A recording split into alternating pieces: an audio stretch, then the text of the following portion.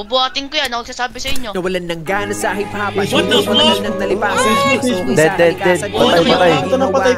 Puro na lang masikatan gamit ang issue yung kabilaan. Yan ang nais kong maiwasan yung nasana kayong pakitaan. Matagal ding di nagluto, sana'y makain ninyo. Malamang sa malamang manghang na naman ng maihain ko. Yung may bahaw, sapaw pa sa mga bagong saing ko. Aking kinamay ang pagsulat, malamang ay panlisakin ko.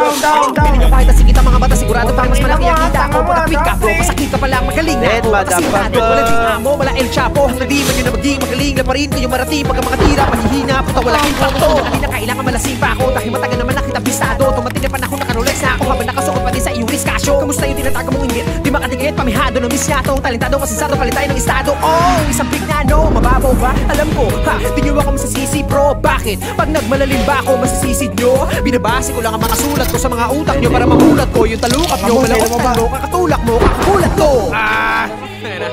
Tagal ko hindi ginawa to. Wala pa akong balak gawin, pero dahil sa inyo, ito na yun. Sige, tuloy natin.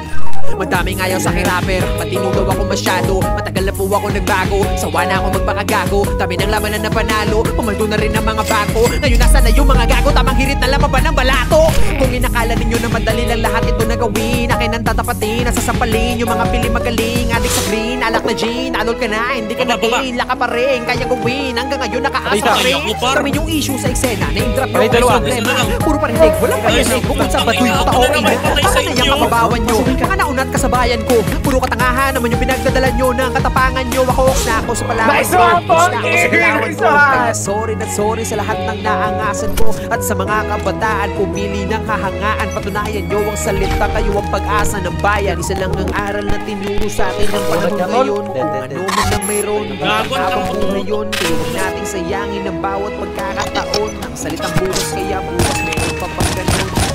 Takot kay Pipe. Sabay kami namatay.